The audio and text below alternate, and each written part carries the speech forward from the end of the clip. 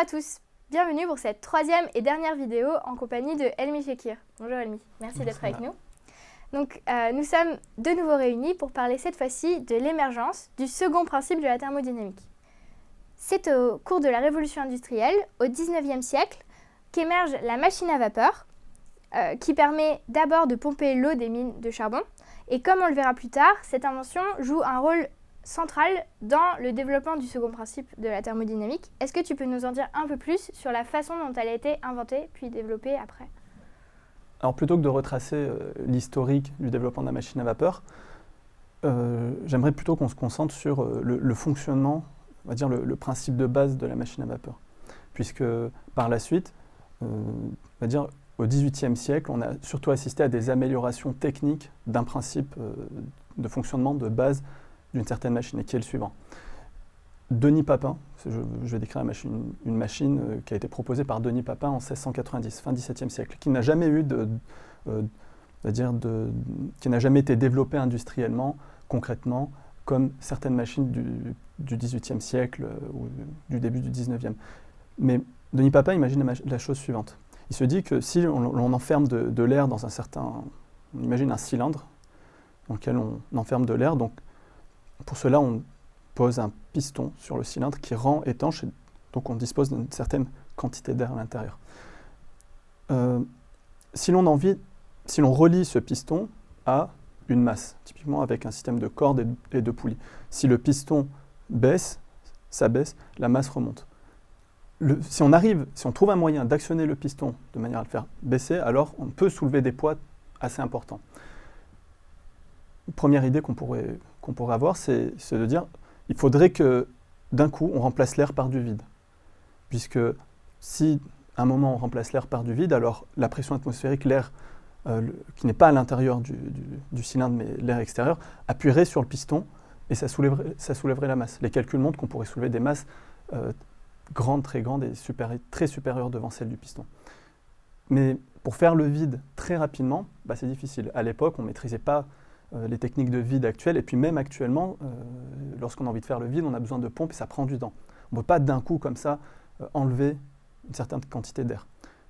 Mais les savants de l'époque ont rusé d'une certaine manière pour faire le vide sans vraiment faire le vide. Et la technique est la suivante. Si à la place de l'air, on imagine de la vapeur d'eau, donc voilà un cylindre rempli de vapeur d'eau, et qu'à un certain moment, on refroidit brutalement ce cylindre.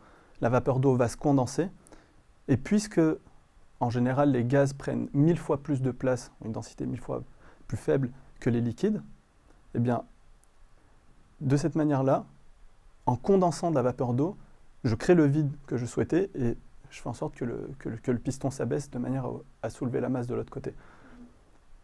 Ce que je veux dire, ce qui est important à retenir ici, c'est que, on va dire, pour actionner un dispositif mécanique, on parle de production de travail, mais en fait, ce dispositif mécanique, ça peut être un soulèvement de masse, mais on peut avoir des engrenages différents de manière à faire tourner des roues, ou actionner une pompe. Eh bien, j'ai besoin de deux choses. J'ai besoin à un moment de chauffer de l'eau pour la vaporiser, faire de la vapeur d'eau, et à un autre moment, refroidir cette vapeur d'eau pour la condenser et abaisser le piston. Donc c'est ça qu'il faut bien retenir, c'est que toutes les machines thermiques à l'époque, elles nécessitent ces deux choses. Elles nécessitent ce qu'on va appeler un fluide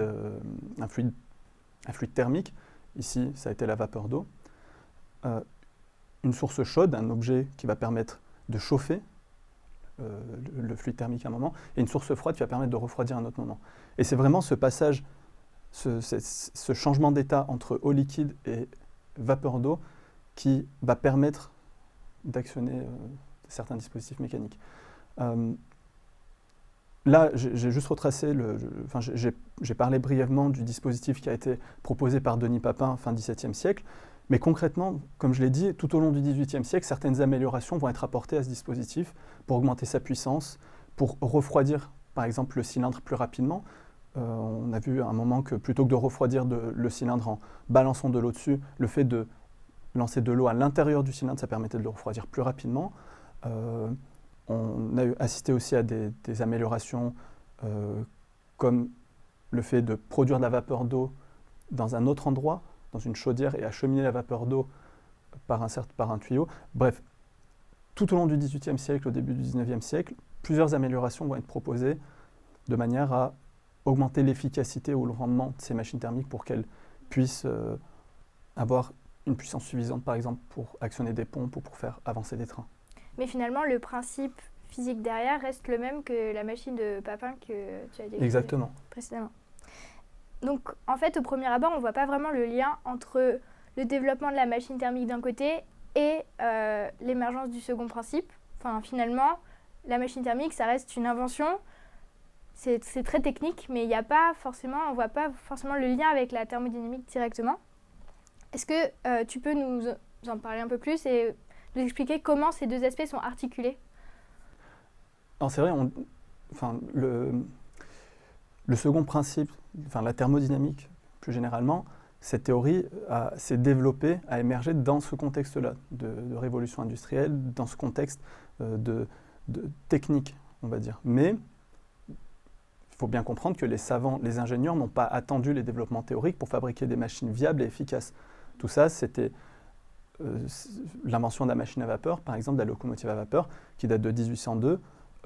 Elle est antérieure au développement théorique lié à la thermodynamique, au développement théorique lié au second principe, par exemple. Mais le second principe est intimement lié, en tout cas la réflexion de Sadi Carnot, un ingénieur français, à qui on attribue on va dire, la première formulation de ce qu'on pourrait appeler le second principe de la thermodynamique.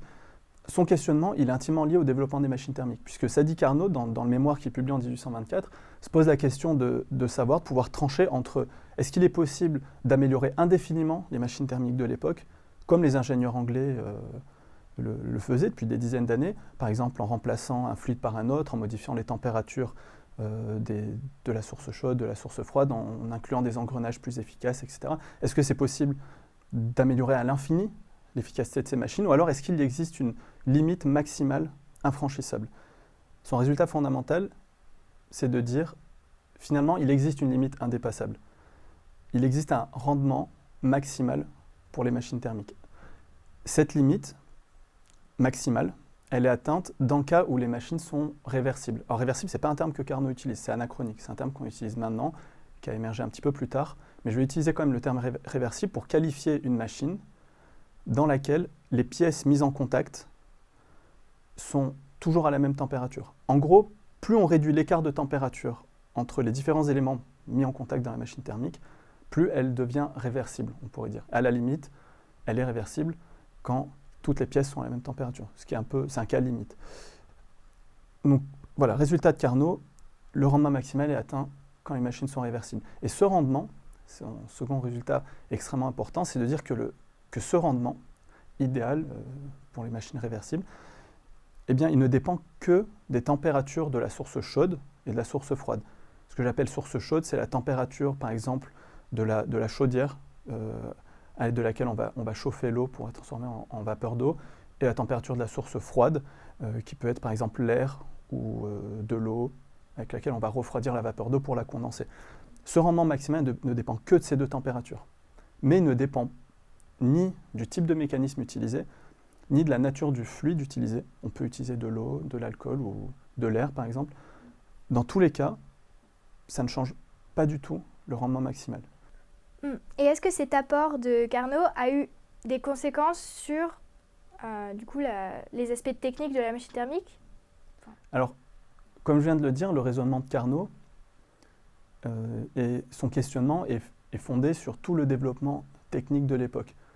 Il s'inspire du développement des machines à vapeur, il se pose une question qui porte sur les machines à vapeur. Il apporte une réponse. Et on pourrait se demander, à l'inverse, est-ce que les ingénieurs anglais, est-ce que les ingénieurs européens de l'époque, est-ce que les constructeurs ont utilisé ces résultats pour améliorer les machines à vapeur de l'époque? Bien, la réponse est pas vraiment.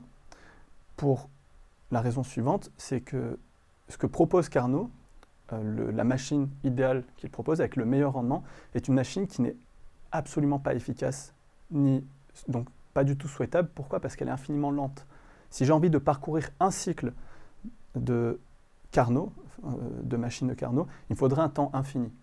Comme je l'ai dit, une machine de Carnot réversible, c'est une machine dans laquelle les différentes pièces en contact sont à des températures infiniment proches les unes des autres. Alors si je considère un certain volume de gaz et que je souhaite augmenter son énergie, lui donner de l'énergie, je peux choisir de prendre ce volume de gaz, le mettre sur le feu, le faire chauffer, et de cette manière-là, je vais, donc en mettant le volume de gaz en contact avec le feu qui a une température plus élevée, son énergie augmente. Si j'ai envie d'augmenter l'énergie de cette quantité de gaz de manière réversible, ce qu'il faut faire, c'est la chose suivante. C'est de dire, je détends très légèrement ce gaz en empêchant, pendant la détente, le transfert d'énergie avec l'extérieur. Si je détends le gaz de cette manière-là, il devient un tout petit peu plus froid. Sa température baisse légèrement. Comment je fais pour augmenter, pour lui donner de l'énergie? Je le mets en contact avec un objet qui était à la température qu'il avait initialement. Je fais ça de manière à ce que le gaz revienne à la température qu'il avait initialement. Il a juste un volume un tout petit peu plus élevé. Ensuite, je réitère l'expérience. Je le redétends très légèrement. Je le remets en contact avec un objet qui avait la même température. Si je réitère l'expérience beaucoup de fois, ce que j'aurais fait, c'est augmenter le volume du gaz tout en faisant en sorte qu'il garde la même température. Et donc, au cours de cette détente, qui prendrait un temps extrêmement long, voire infini si les étapes sont infiniment proches les unes des autres, eh bien, j'ai transféré de l'énergie au gaz, mais de manière réversible.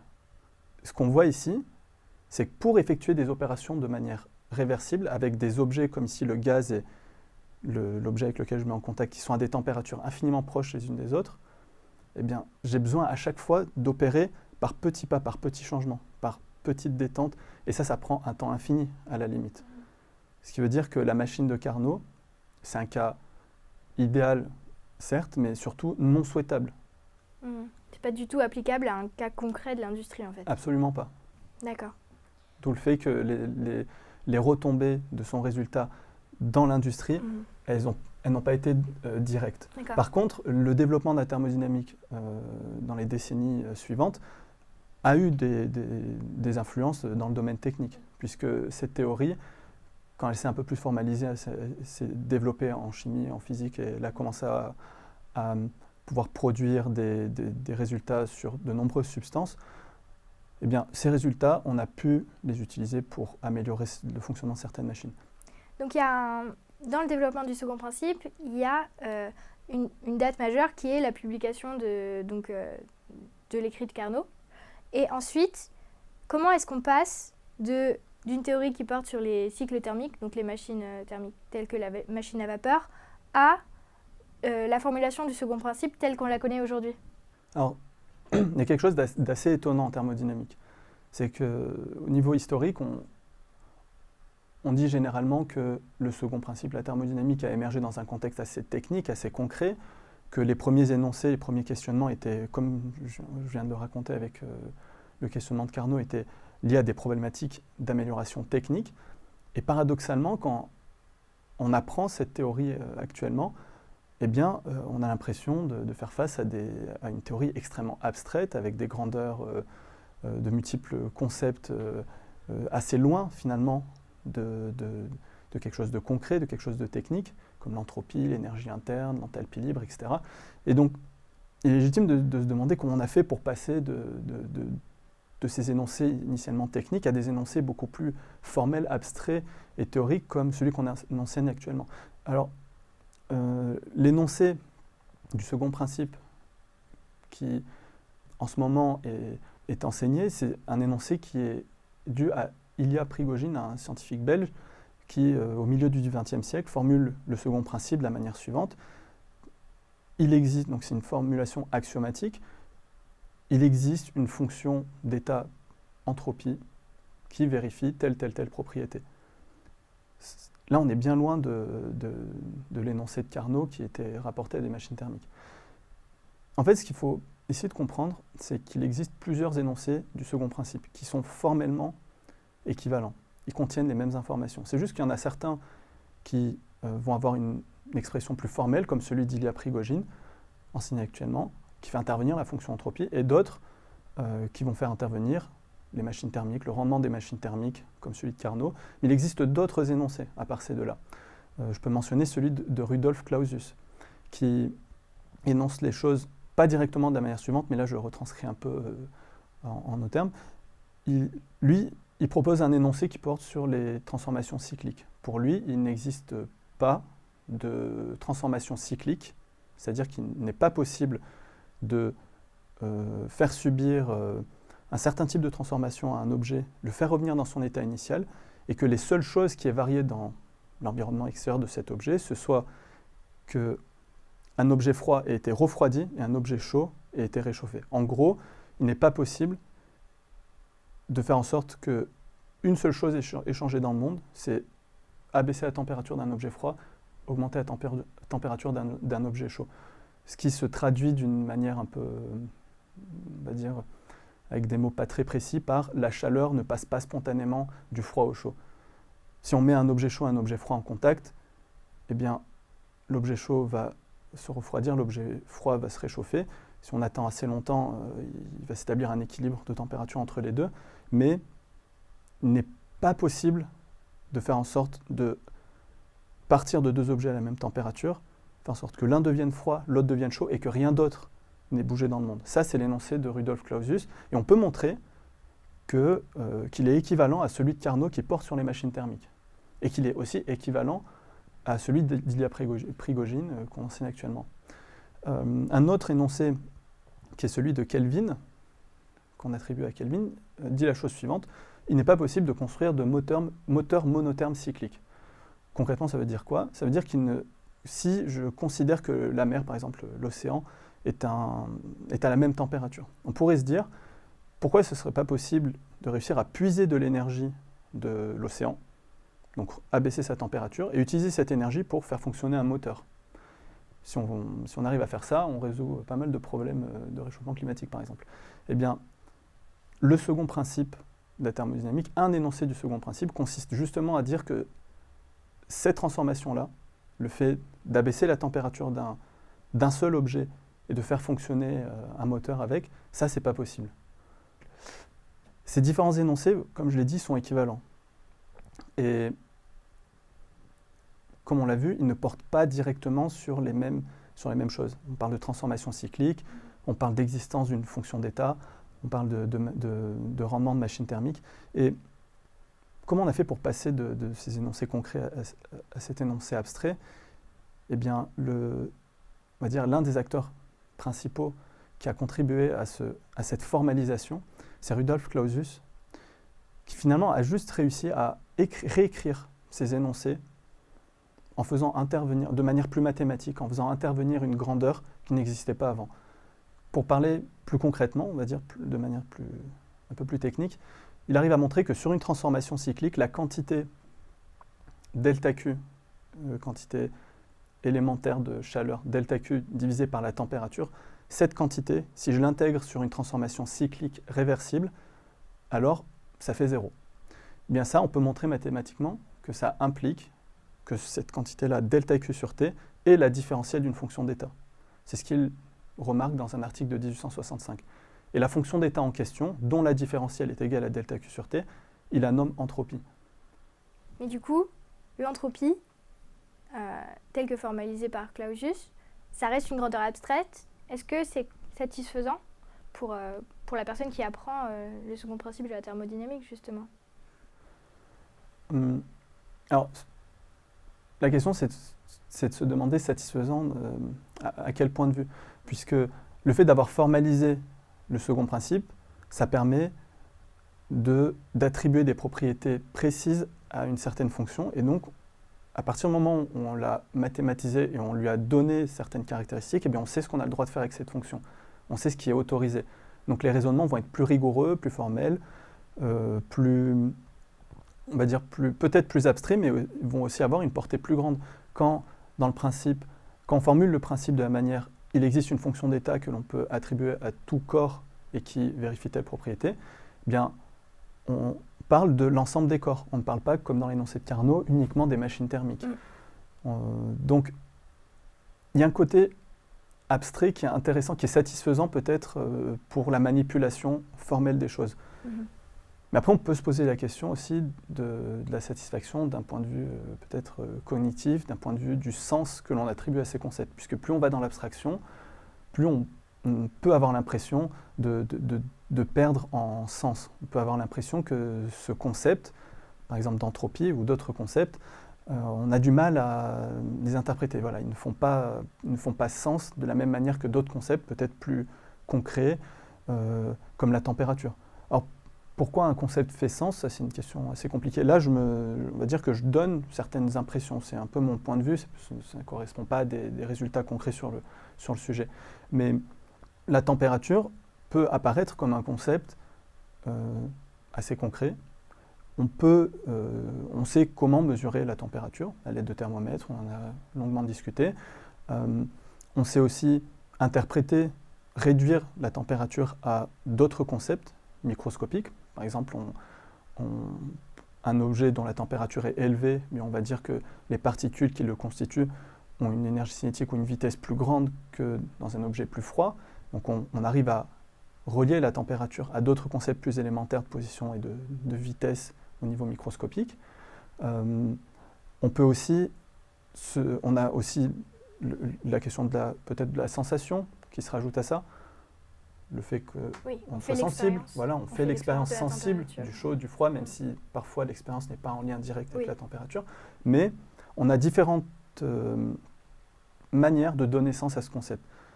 Pour l'entropie, c'est un petit peu plus difficile. Moi, je ne connais pas d'appareils qui permettent de mesurer l'entropie. Au niveau microscopique, c'est beaucoup plus difficile de relier l'entropie à des paramètres microscopiques, par exemple la température. Et puis voilà, sans donner une interprétation familière, concrète, assez imagée, ça c'est aussi quelque chose de difficile à faire dans le cas de l'entropie. Et donc mon point de vue, c'est que le fait de ne pas pouvoir en donner sens à ce concept, mais ça peut contribuer à une forme de malaise ou de manque de maîtrise, qui est potentiellement indépendant de la maîtrise formelle. Je peux réussir à faire des calculs avec l'entropie, je peux réussir à dérouler des calculs, à démontrer des choses, mais j'ai quand même l'impression que ça ne me parle pas et que je ne comprends pas ce que je suis en train de faire.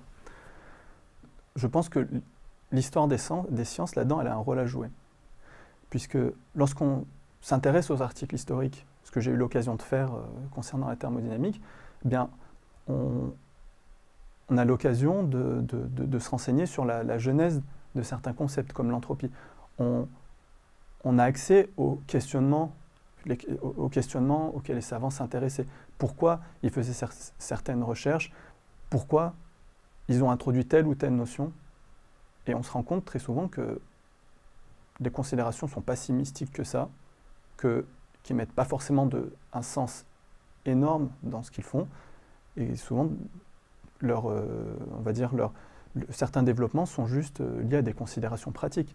Ce qu'a fait Rudolf Clausius, concrètement, c'est de dire je vais poser telle notation, je vais lui donner un nom, je vais comme on fait en fait en maths généralement, telle quantité, je vais la noter S, je vais l'appeler entropie parce qu'il s'avère que c'est plus facile, c'est plus élégant de formuler le principe à l'aide de l'entropie, à l'aide de cette fonction-là, mais au fond, ça reste qu'une notation. Moi, c'est ce dont je me suis rendu compte en lisant ces articles. Il n'y a rien de mystique derrière cette grandeur-là. En fait, tout le blocage que je pouvais avoir avec cette grandeur, il était principalement dû au fait que je pensais qu'il y avait une réponse à ces questions, qu'il fallait que l'entropie ait un sens.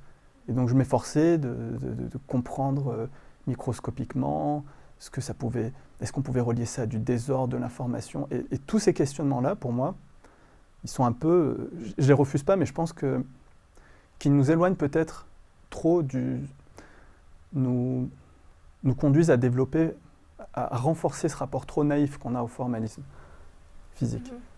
Donc finalement, il me semble que l'histoire des sciences, la philosophie des sciences sont des disciplines qui pourraient naturellement aider à démystifier certaines choses en physique. Et donc à assainir le rapport que l'on peut entretenir, ce que l'on projette mal, à tort, dans le formalisme en physique et qui, je pense, constitue un certain obstacle à l'apprentissage de certaines notions et au fait que tout simplement que l'on se sente à l'aise avec ces théories physiques. Merci pour cette intervention, très intéressante, et sur l'explication de tes recherches. Comme chaque fois, vous retrouverez en marge de cette vidéo une petite bibliographie que nous vous avons préparée, donc n'hésitez pas à aller la consulter.